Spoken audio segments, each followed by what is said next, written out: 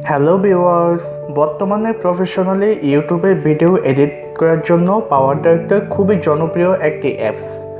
কিন্তু এটি ব্যবহারের একটি অসুবিধা হচ্ছে, আপনি ভিডিও এডিট করার পর ভিডিওর নিচে পাওয়ার ডাইরেক্টর লেখায় একটি ওয়াটারমার্ক লোগো থেকে যায়, যেটি অনেকের কাছে খুবই বিব্রতকর মনে হয়।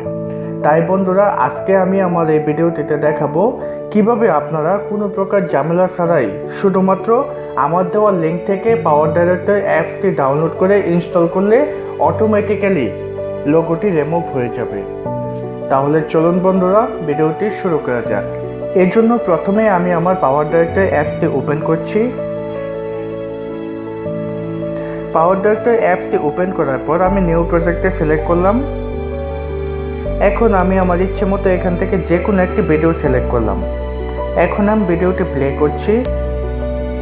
দেখুন, ভিডিওটি প্লে হচ্ছে এবং নিচে কোনো প্রকার ওয়াটারমার্ক লোগো নেই।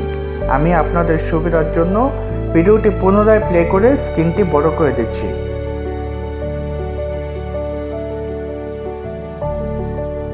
দেখুন, এখানে কোনো প্রকার ওয়াটারমার্ক লোগো নেই। বন্ধুরা, আপনাদের পাওয়ার ডাইরেক্টর লোগোটি রিমুভ করার জন্য কোনো কষ্ট করার প্রয়োজন নেই। শুধুমাত্র আমার দেওয়া ভিডিও লিঙ্ক থেকে ওই অ্যাপসটি ডাউনলোড করে ইনস্টল করে নেবেন, তাহলে অটোমেটিক্যালি লোগোটি রিমুভ হয়ে যাবে।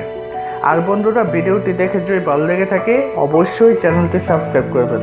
সবাইকে ধন্যবাদ।